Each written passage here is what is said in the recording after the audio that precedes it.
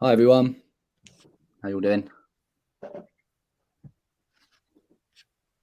Hey. Okay. All right, how's it going? People logging in. How are we doing? Yep, it's working, Kasim. Thanks everyone. By the way, apologies again for the technical issues last week. We really appreciate you tuning in today, and we've resolved the issue, so we're ready to go. We're looking forward to getting into it. So thanks for tuning in again. Absolutely. Well, guys, it's a pleasure to be doing this with you guys again. It's always a phenomenal discussion, and I think today we have a really juicy one lined up. Finding the right places to create demand. Really excited about this one, and just want to shout out the audience. Thanks everybody for jumping in. I know we got a big group. If you guys want to just type in the chat where you're from and where you're signing in from, that would be cool.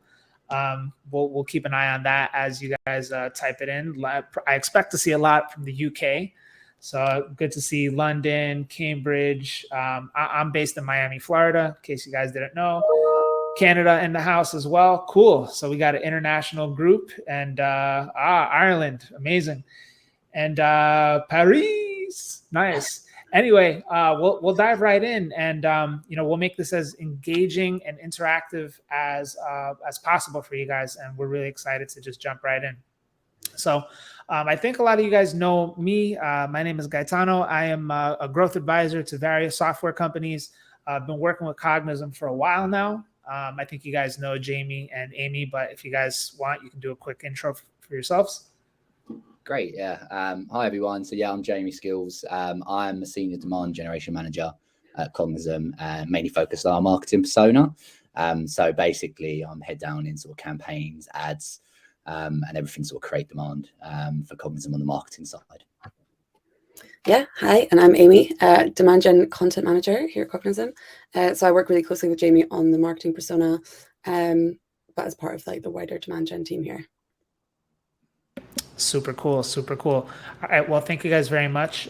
Great introductions, and we'll dive right in. So basically, we are going to be talking about creating demand. And you've heard a lot of this in the B2B marketing ecosystem chatter, particularly on LinkedIn. There's quite a lot of it going on. And, it's the opposite of capture demand. So the definition that we've got for you is that it's the process of educating your target market about a product, service, or your brand using a variety of marketing techniques. Generally speaking, these are not solution-seeking people. These are people that are generally not in market or shopping for a software or service. Therefore, you need to focus on education, entertainment, valuetainment, whatever you want to call it, but getting your ICP basically to know and remember that you exist so that whenever something happens in their life or business, whenever that catalytic event happens, you are at the top of the decision tree. And so that is what we're going to be talking about today. All right. So why is it important? Well, because most people are not shopping for a solution. Therefore, if such a small slice of the pie is not shopping, yet you are marketing with the assumption that everybody is shopping, well, you are just going to be really annoying, and you are going to turn off a huge, if not the vast majority of your target market. And they probably will be so turned off and annoyed by you that when the time does arrive for them to go shopping for something, you are going to be remembered as the annoying, pushy brand that was just hungry, vulture level, attack for sales, that you are less likely to give them a look because of all the negative reputation stuff that happened during the time that they were not solution seeking.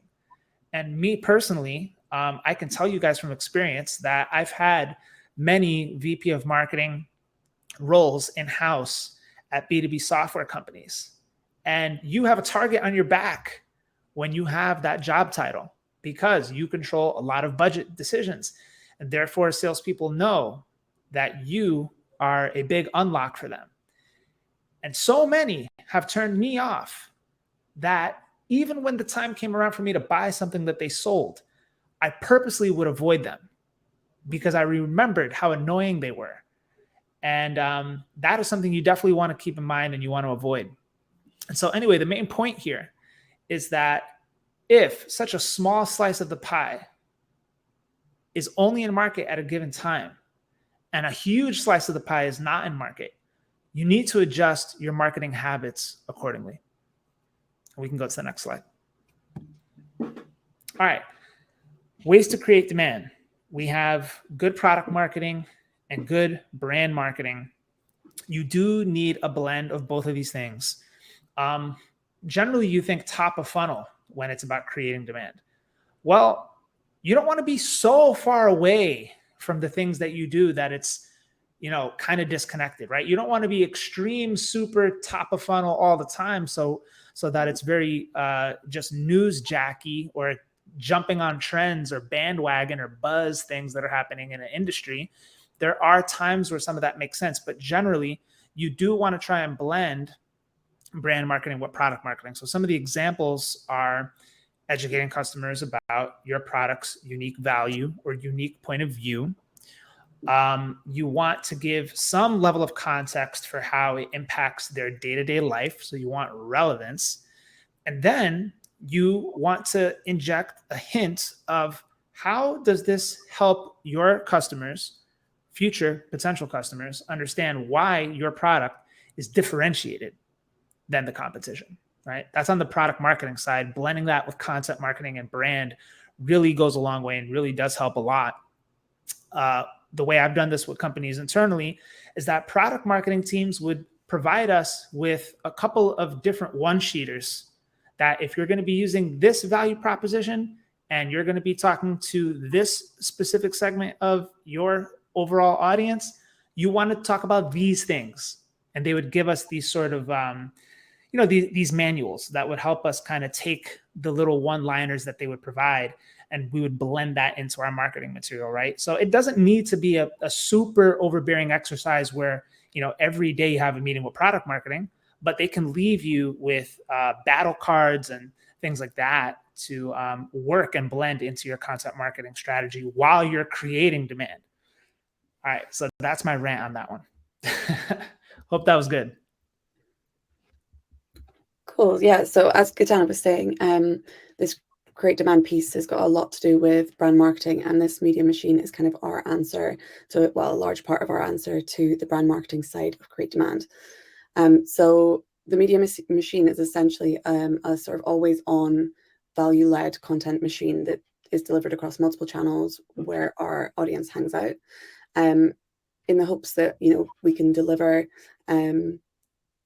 value-led content that is relevant to them, to build a trusting relationship, and hopefully they'll see us as a credible source of information to help them. So we're producing high-value quality content, specifically directed at the type of people that we want to attract, friction-free, to stay top of mind for when they come in market.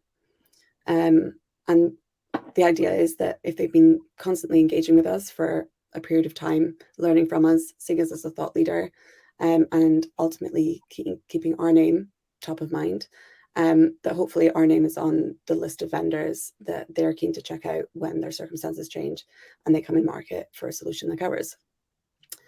And so we do this through our value loops. If we can move to the next slide.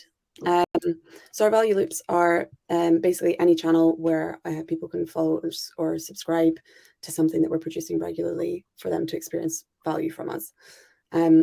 So our aim is to get as many people as possible from our customer segments that we're targeting into these value loops. So that could mean like increasing our newsletter subscribership or our podcast listeners or something along those lines. But the main thing for this whole thing to work is that it needs to be genuinely valuable, which means it needs to be super customer focused. This is not us promoting things. This is doing the best that we can to provide value for our audience.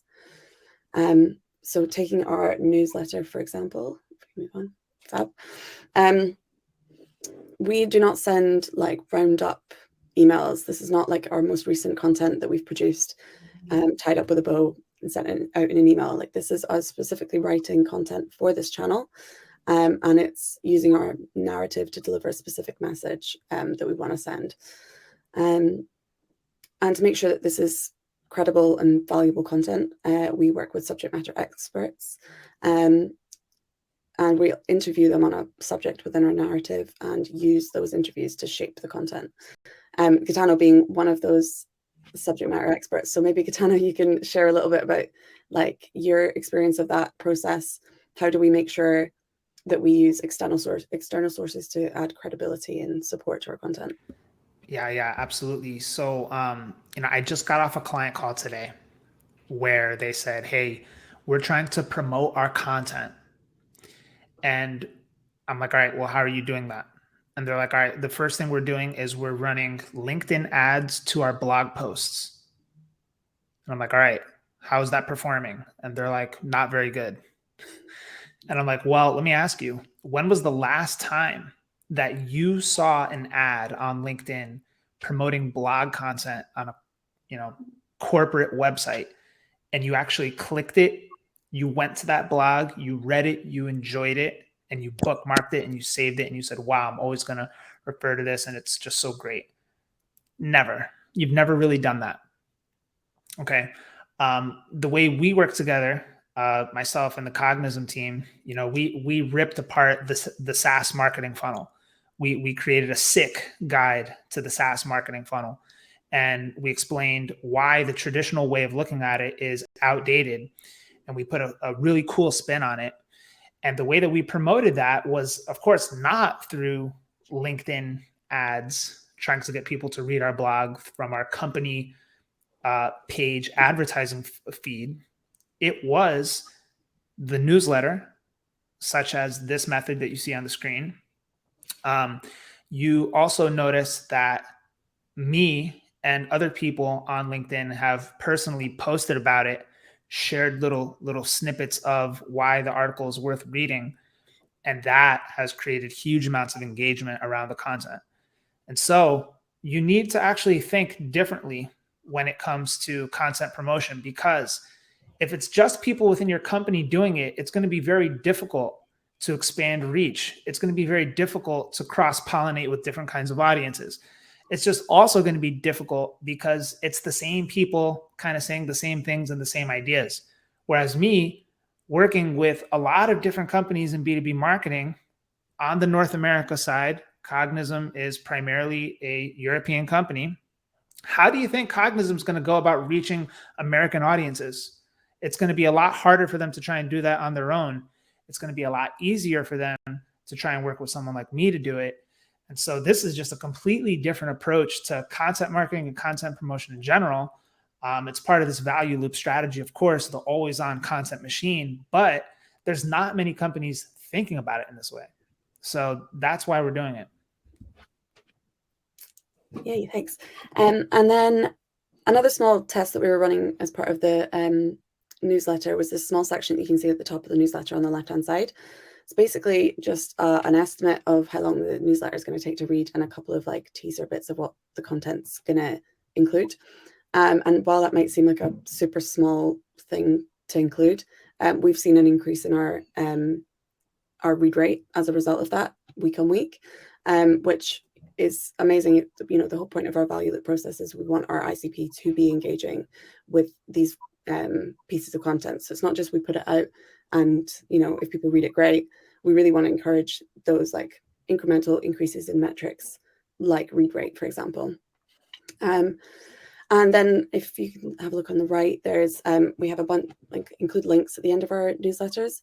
But this is not just again, roundup of our recent content.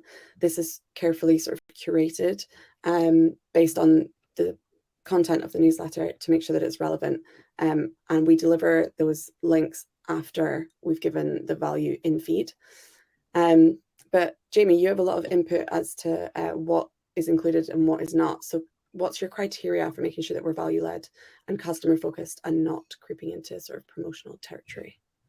Yeah, I think, to be honest, the main things for when we're sort of like just sort of at the end, sort of adding those links and giving someone like we're trying to create more of a journey from, obviously, the primary goal of the newsletter is we want it consumed in the channel it's being sent in, which is the inbox.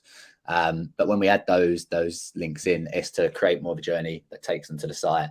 And ultimately, we want it linking ideally to the content that's in the newsletter to continue a relevant sort of content journey for that person. But then also, what might come on top of that as well is just that if we do have anything that's a particular value add, and like we think it can create just like a better experience as well, say like, for example, like we may include like a swipe file for like our best performing ads, for example. It's a lot of marketers that would find that valuable, so things like that would get added in, but ultimately it's more about trying to create a content experience from that initial newsletter. Cool. Right. I can move on to the next slide now. Looking at podcasts. Cool. So the idea with the podcast is, I mean, of course, podcasts are, hugely popular, and definitely in the B2B space is like a growing channel for us. But it's a great way to get subject matter experts on to share insights on our narrative topics. So, for example, we had the CMO of PwC on to speak about her sort of proposed way to think about the buyer journey. We had Gwen Laffage, who's a brand expert, and Silvio Perez, who's like a performance marketing whiz. But also for other criteria for our guests would be, we want them to be in similar businesses to our ICP, because then they can give real life examples that are relevant to the people that we want to engage, basically. And we also want them to have, ideally, some sort of influencer following online, because that just helps us to further expand Cognism's reach. When the episode goes live, they share it with their network, and we're going to hopefully get a whole bunch of new listeners that are hopefully looking similar to our ICP. And then on to our live events. So our live events, essentially what we're trying to do is offer as much actionable advice as we possibly can, so that our audience could take away and apply it today if they want to. But also it's an amazing opportunity to get people to ask and answer questions live. If there's anything that people aren't quite sure about, or there's another way that we can add value, then those things can happen live. And one of the most important parts of this process for us is the feedback loop. The comments that we get or the questions that we get is super valuable in making decisions about what kind of content we're going to produce next, and where people have a specific interest. For example, we recently held a paid ads deep dive, and that was because we got so many questions in another webinar on paid ads, and that ended up being our most engaged online event that we've held to date. And we wouldn't have done that had we not listened to the comments and the feedback and had that feedback loop. And then with organic social, that primarily means LinkedIn, but we are focused on producing value first, visually engaging content, and it's usually fueled by the work that we're doing with our subject matter experts. And actually, we recently brought organic social into the DG team. It was previously run by our content team, and was slightly siloed from us in DG.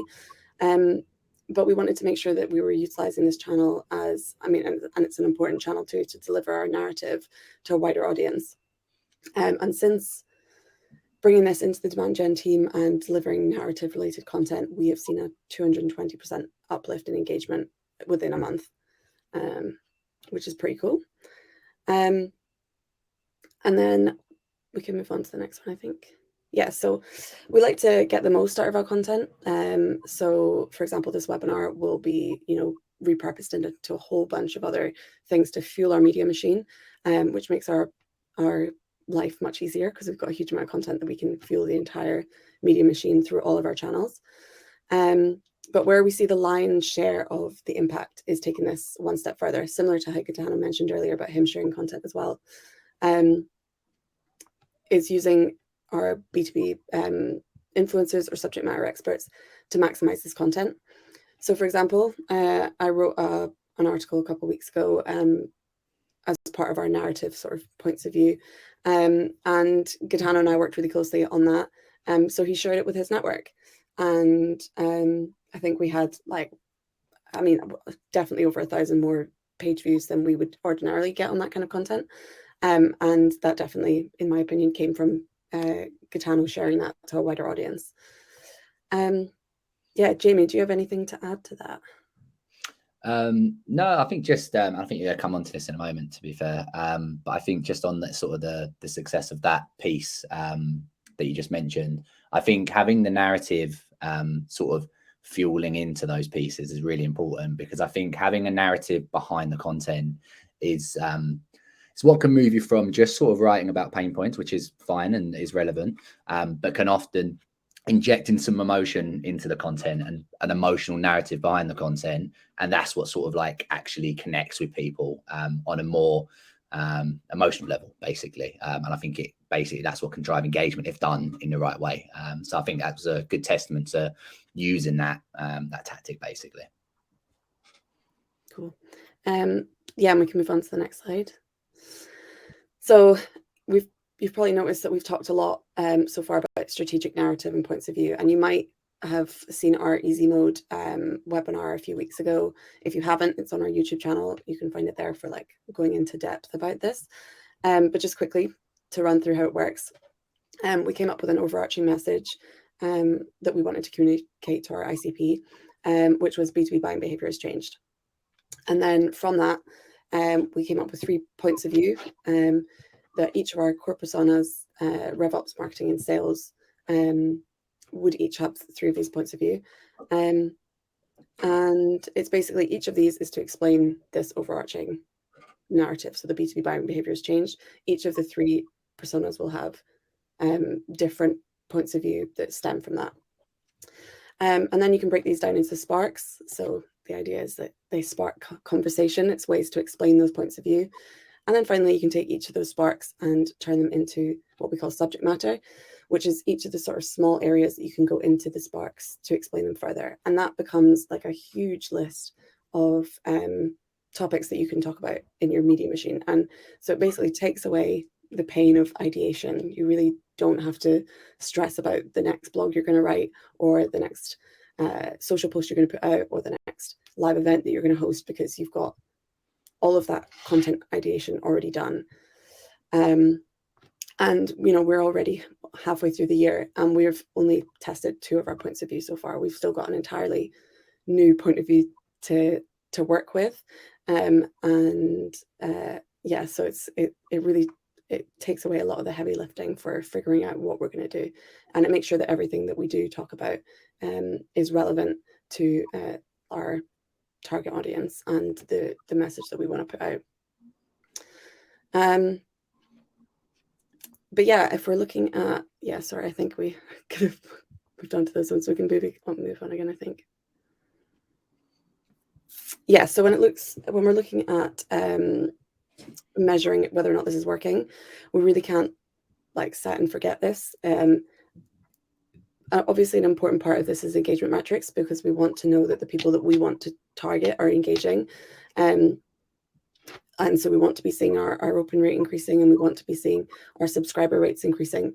But the main important part of that process is making sure that it's the right people and it's the decision makers. Potentially, we want to be reaching the sort of top-down decision makers in a company, and in the right sort of target accounts that we want to attract into Cognism at a later date.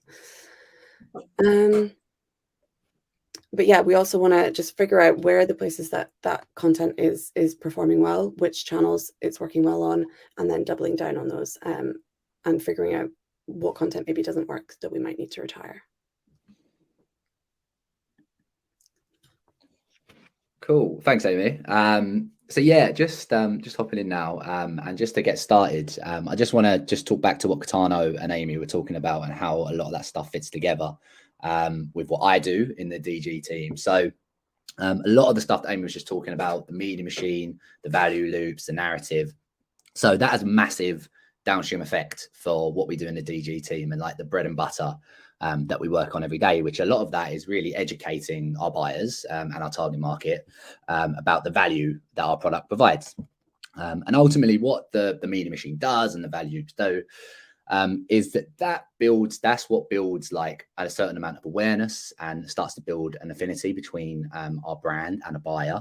And ultimately, like that awareness and that affinity, by building that first, and hopefully in that process, they start to learn a little bit more about like maybe what we do and what we offer.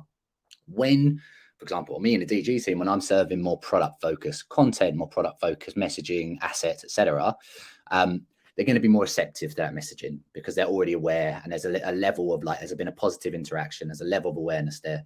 And so it all connects together and sort of like forms this one sort of ecosystem.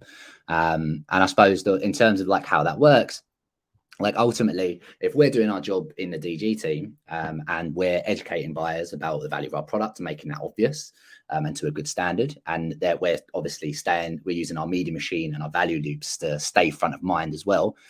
As Katana mentioned earlier, when those people go in market, when they're in need of a service, a product, like ours, we're going to be first to mind. And that's ultimately what it's all about and what Create Demand is really all about, funneling those people into sales conversations with us. But just in terms of that product marketing piece and product education, in terms of how we've looked at that at Cognism, particularly in the last 12 to 18 months, we've really over-indexed on both product-focused content and BOFU content, primarily because ultimately what we're trying to do is make it as painstakingly clear to a buyer so they don't have to do any work at all what the value of our product is. And the way that we've done that and what we've focused on is really going beyond sort of like just your sort of standard testimonials and your sort of like products, screenshots or graphics and ads to different formats and different assets to make that clear. So a few things that we've tested and worked for us. We've invested in interactive product tours through like tools called like Novatic, for example. So those are like clickable demos where like buyers can get into the product, click through the product, see how the workflows work, see the product without having to talk to sales or like submit a demo request. We've built ROI calculators so people can plug in their own numbers, for example, and then get an estimation about how much ROI they get from using a tool like ours. We've also used wow moments from live demo videos. So those are like the aha moments from a live demo. So the moment when a buyer is sort of like, oh, this is what we've been missing. This is what we've needed. I didn't know this existed. And stitching all that together, basically stitching those moments together into like compilations and montages to really highlight the value of our product. And we've also used things like video case studies and case study walkthroughs with our CS team. So video case studies can be a pain to organize, and it can be a really lengthy and costly production process, but they're obviously worthwhile. But if they are a bit of too much pain for your team, for example, you can circumnavigate that, for example, through using a member of your CS team and having them talk through some of your best case studies on camera. So really walking through like what the client's problem was, the solution you provided, and then looking at the results afterwards. And that's a really quick and easy way to spin up some product content that really explains the value that your product provides. And we've also used like ungated video product tours as well, similar to the interactive product tours, and a chance for the buyer to see the product, experience it, see how the workflows work without having to enter into that buying cycle or being forced into a buying cycle if they're not ready.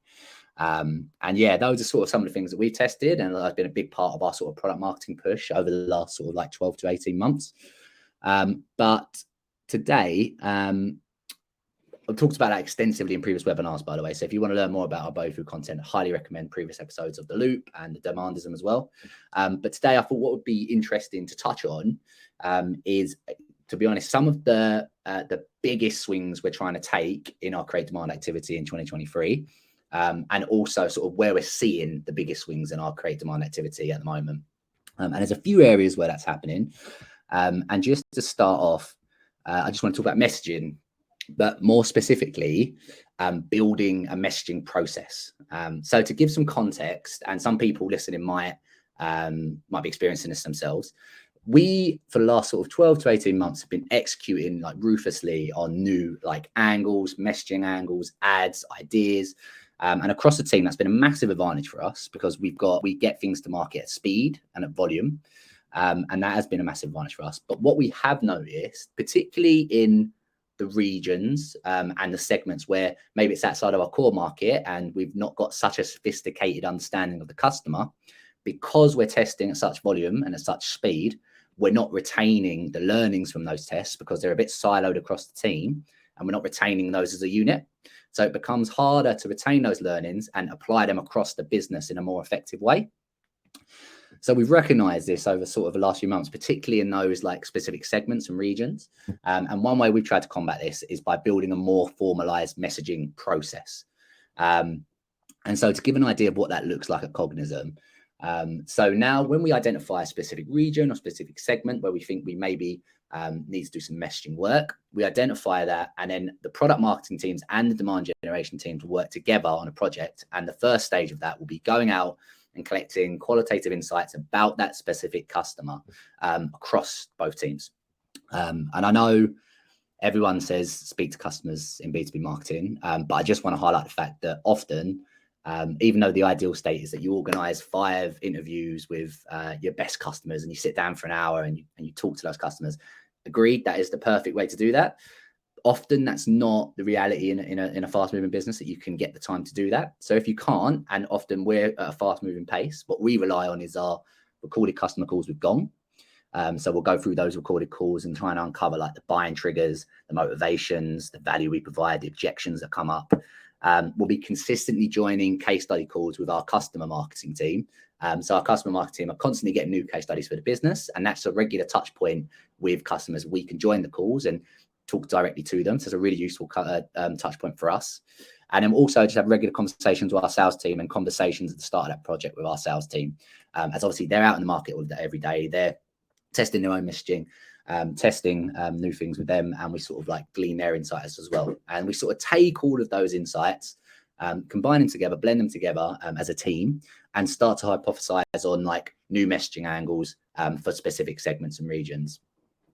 From there, what we'll do is then actually funnel those new messaging angles into a message testing tool called Winter. For anyone who hasn't used Winter before or not aware of it, it's a fantastic tool.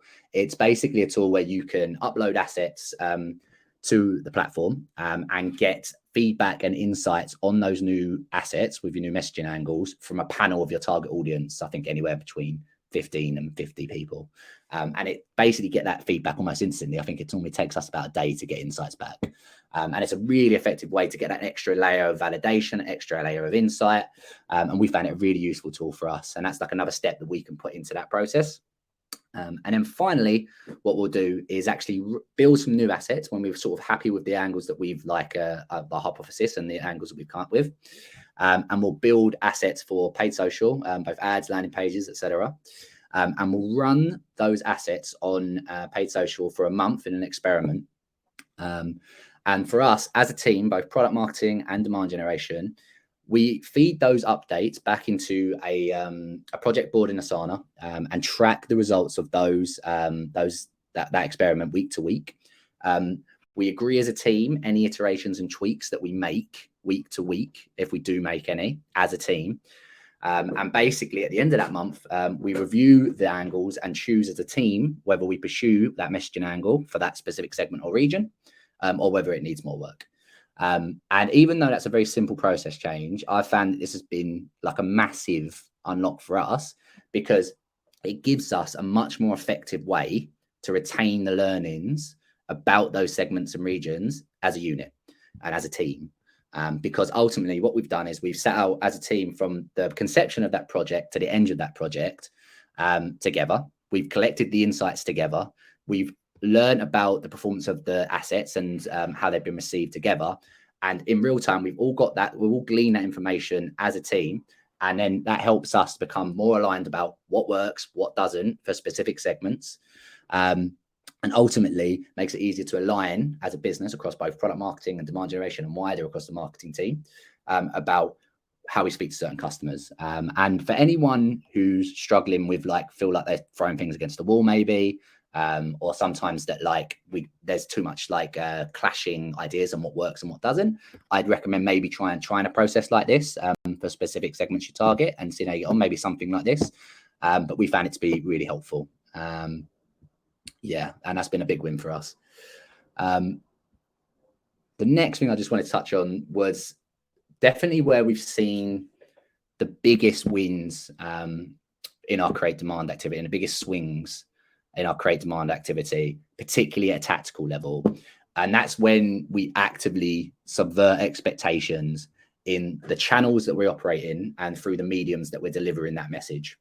And so what I actually mean by that is that when we're actually going against the grain of what's expected in a certain channel, for example, email, for example, LinkedIn, etc.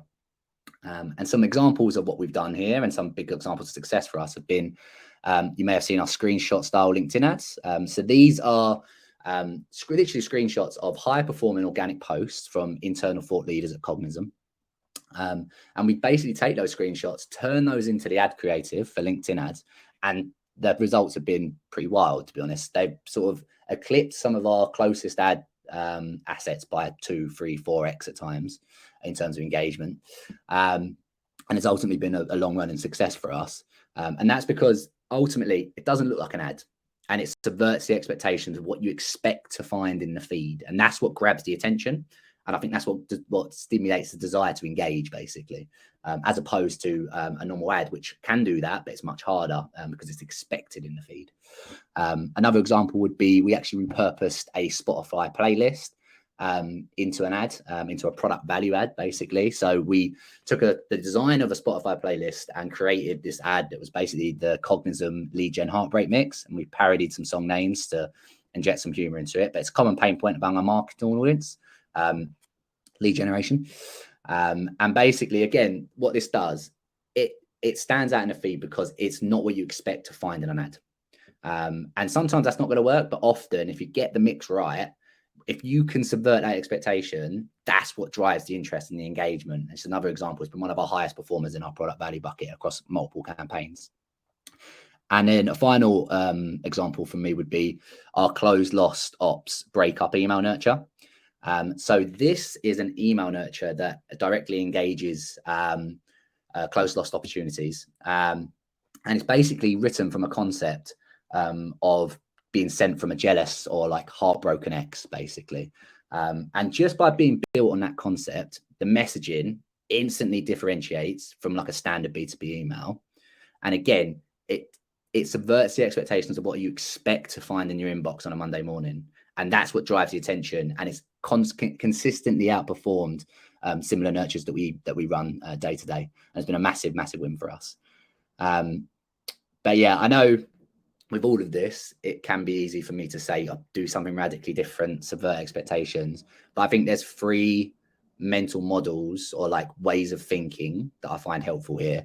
And those are for you to do it yourselves. If you do want to try and sort of like do something a bit different and subvert expectations, would be don't shy away from rougher user-generated content, particularly for social proof.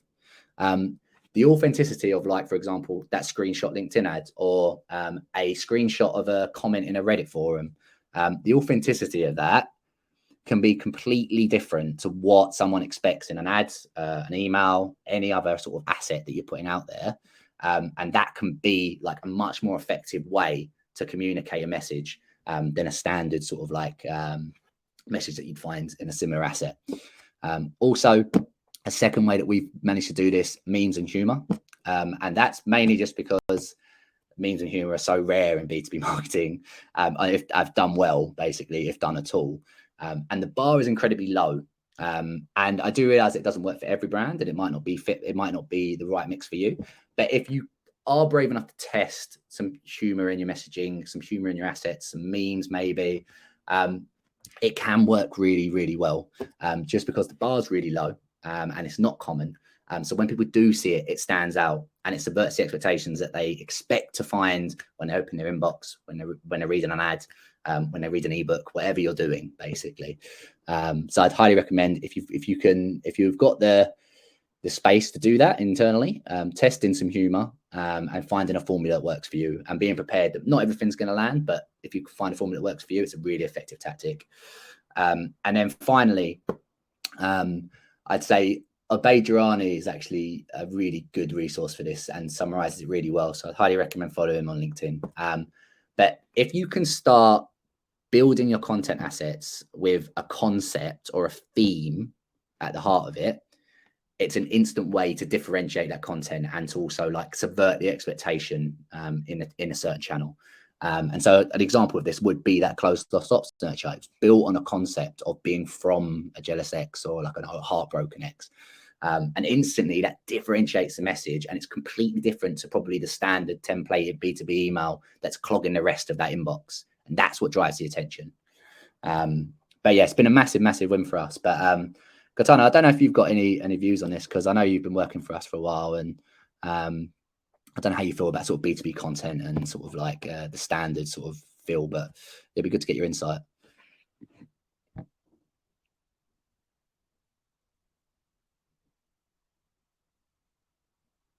I think you're on mute, Katana. Sorry about that. Yeah, I mean, this is about pattern disruption at the end of the day, and you guys are doing a really good job with pattern disruption. And it's not done in a gimmicky way. It's just not copying the things that most companies kind of default to doing. And so, you know, subverting the expectations, like the playlist, you know, the lead gen heartbreak mix, that's pretty clever. You know, there's not a lot of teams that are willing to step outside the box and try some of those, you know, kind of wacky off the wall ideas.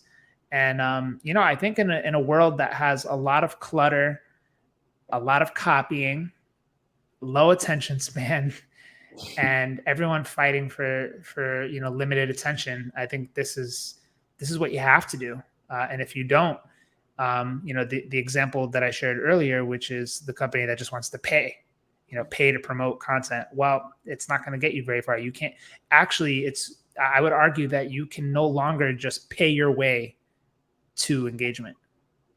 You actually have to do these creative, more B2C-ish plays. And I absolutely love it. So I tip my hat to you guys, and I think it's awesome.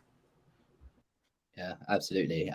But yeah, to anyone who's like maybe just thinking about different ways to approach what their activity and what they're putting out there, I think those three tips at the bottom are actually a good way to think about it.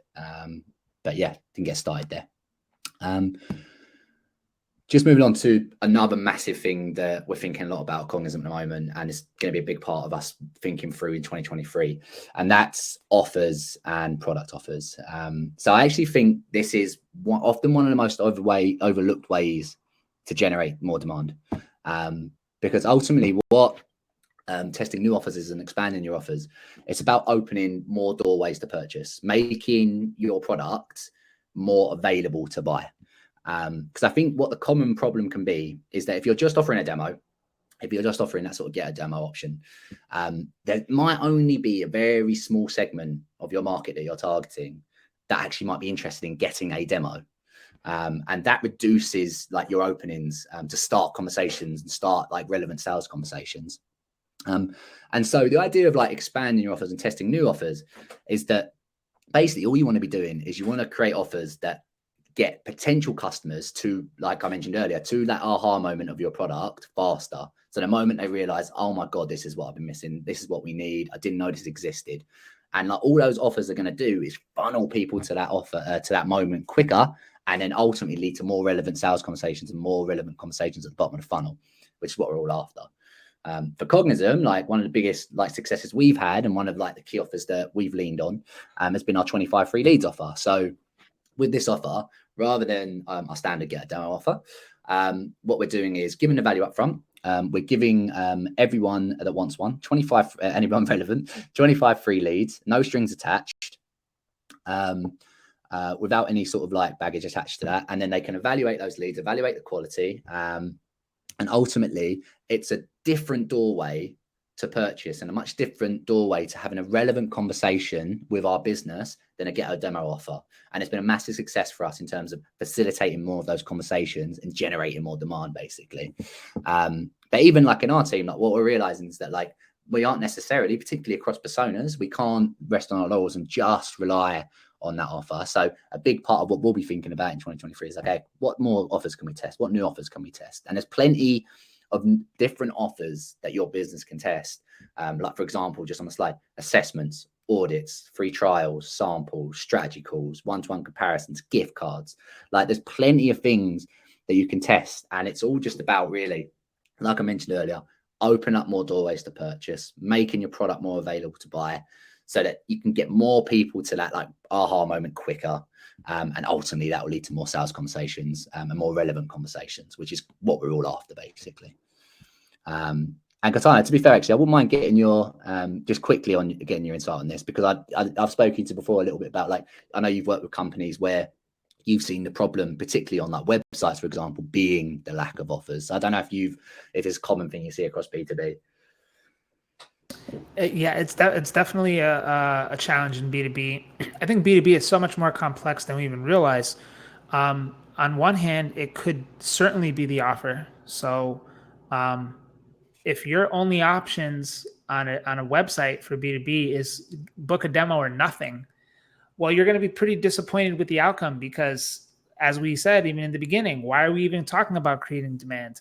Well, most people are not ready to talk to sales or they're not in market. So most of them are just browsing around the site, trying to get educated, trying to read something, trying to get familiar, trying to compare, that kind of stuff. The offer can certainly help with that. So if it's like, yeah, I don't know if I'm ready yet to talk to sales, but I do see this, assess my current data, try 50 free credits, book a strategy call. Yeah, I think that's a little softer, right? It's not necessarily, hey, get a demo where I feel like I'll be pressured to buy, but it's more like, yeah, maybe I could just give this thing a test drive, right? Even for something like Cognism, where you can't just check out on the website and try it for free. On the other hand, in B2B marketing, another kind of revelation I've had is that no matter how good your ad creative is, no matter how good your landing page is, even sometimes no matter how good your offer is, they're just not going to convert, at least not on that specific page, because of the nature in the way that B2B buyers buy. So like one common thing is paid traffic. A lot of marketing teams will look at their conversion rates on those paid traffic pages, and they'll rack their brain trying to personalize it, change the messaging, change this, change that. But what they fail to kind of accept is, even as good as this page is, it's very unlikely that somebody is going to search for, buy B2B contact data, go to a landing page and check out right there. What's more likely to happen is that they're going to enter the site through that paid portal, but they're going to click the little logo link at the top left side of the page, navigate through the rest of the site, click around, maybe leave, maybe even come back later. Most conversion paths for B2B, when you look at the data, is homepage, right to get a demo and check out. What does that tell you? That it's not exactly, we're not selling, best men's running shoes here. They're doing all this research offsite. They're already checking out your site and brand in other ways on social media. They've probably already been to your product pages before. When they're good and ready to convert, they come back, they go right to the homepage, they go right to book a demo from there for the most part. And that's the path. Homepage, get a demo, check out. How do you explain that? That shows you how complex it all is. Yeah, no, definitely. And I suppose it links back to sort of like what we were talking about earlier, to be honest, in terms of that whole sort of ecosystem we're trying to build and sort of catering to those people and giving them the chance to buy when they're ready and not try and force this out upon them. Exactly. Yeah. So yeah, just finally, just one more thing to talk about in terms of like what we're focusing on this year. This has become a massive part of our workflow and will continue to be, is basically the concept of running big rock campaigns quarterly alongside our always on activity. So our always on activity is what we run 24/7, 7 days a week, 365 days a year. It's all of our like top funnel media machine pieces, plus all of like our paid ads and everything that we're sort of like distributing day to day. And then we're working on that day to day, optimizing it. And that's its own piece. But what we wanted to do is start introducing quarterly big rock campaigns alongside that always on activity. And sort of the purpose of these campaigns is we wanted to basically be able to ideate and come up with bigger swing campaign ideas to help us cut through the noise and to carve out a space alongside that always on activity, so we could test ideas and new sort of like ways to engage that might not naturally fit in that always on activity, or might not like be a natural sort of like thing to like run as part of that. And ultimately as well, what we wanted to do is use these campaigns to give us substantial assets, which we could then layer into our always on activity after the campaign had completed. And then finally, also to be able to test these new ideas across different audiences and engage like very high priority segments that we've identified that we need to create more demand in, basically. And so one example of a campaign like this, a good example would be our Diary of First Time CMO campaign that we run in February. So this was a book and a book launch that we launched in February, and it was our CMO Alice's book that basically charted her first 4 years as CMO at Cognism, how she helped scale the revenue here from 5 million to over 50 million ARR. And the whole aim of that campaign was really a bit more of a brand play around penetrating and engaging our top down and middle out audiences and our marketing persona. So really just the senior marketers, more like the CMOs, the VPs, and then sort of down to the heads of marketing as well. And using that book and that asset to sort of penetrate and engage that audience. And it was a massive success for us. I think we sold 1,300 books to date. We've had 2,500 unique listeners to the audiobook, and we've had over 5,000 unique visitors to the online hub since February. And it's been like a massive success over that time period. But the reason I sort of mentioned this piece and why we're focusing on it is just that I think it was really important that we actually carved this out as its own project alongside that always on engine. Because what we've done by carving that out, it allows us as a team to ideate and execute on ideas and basically do riskier, bigger swing ideas alongside that always on activity that we might not have done otherwise. And it helps us really unlock a new avenue to create more demand through bigger, riskier campaigns. And it's definitely become a big part of our workflow and will continue to be moving through 2023 and 2024. But that's the main sort of focuses for us. Just wanted to swing back Katano finally before we move to Q&A, just have a little chat about how you sort of measure demand creation, sort of like how you can approach this and what the mindset is. So yeah, Katano, I don't know if you've got any thoughts on this. Well, definitely do. Can tell you guys that it's not going to be leads. That's for sure.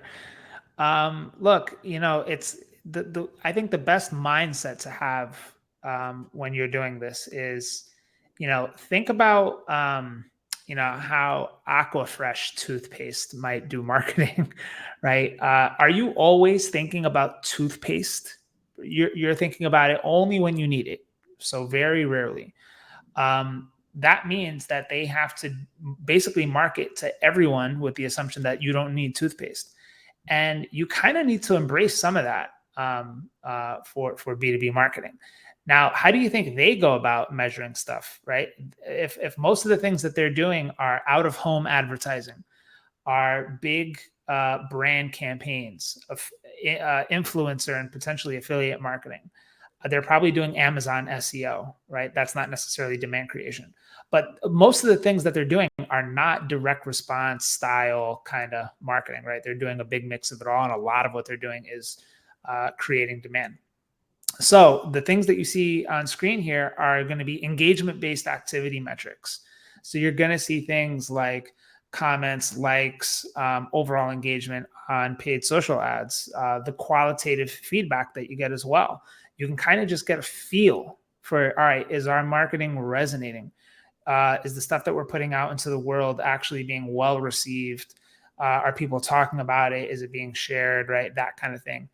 Increase in brand name search volume. That is one of the best overall measures of whether or not things are working or not.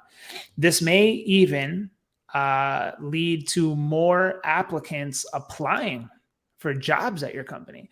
I actually saw a pretty clever example of Chili Piper using TikTok to get more job applicants interested in the role opportunities that they had at Chili Piper. So there may be even ancillary benefits beyond just pipeline growth that happen as a result of doing this. And then, of course, an increase in direct traffic or referral traffic.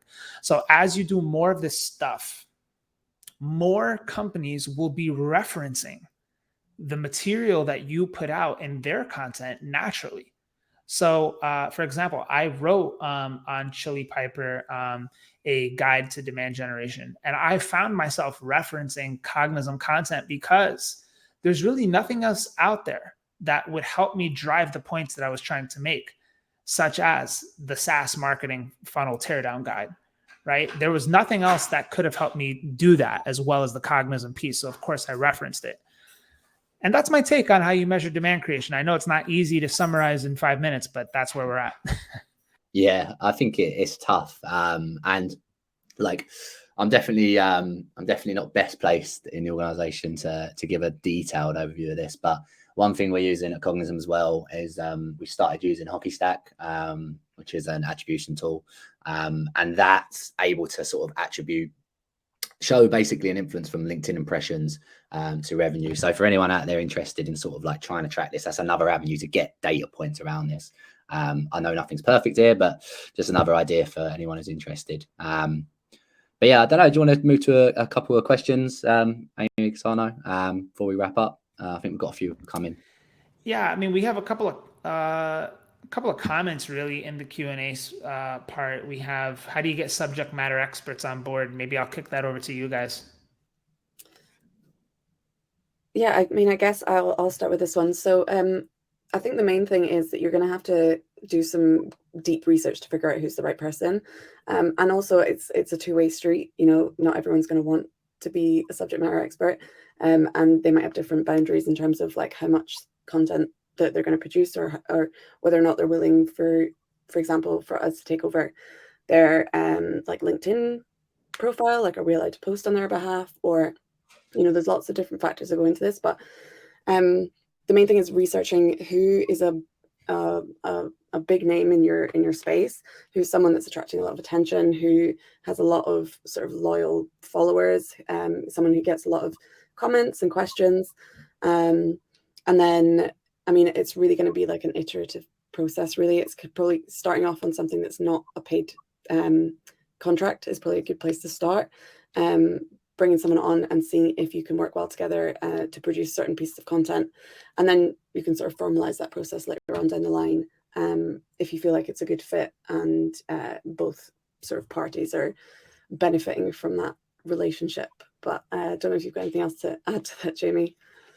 No, I think that pretty much covers it, to be honest. I think it's there. I mean, I wouldn't start by creating a formal agreement. I think you start by identifying a few people who can contribute to the content in a more casual way, starting to identify some people who might be good fits, see who gets picked up, see where the engagement is, and then start to look at basically, can you create a more formal agreement with them, and can they come on as like maybe an ambassador, if you've got like the budget and the space to be able to do that.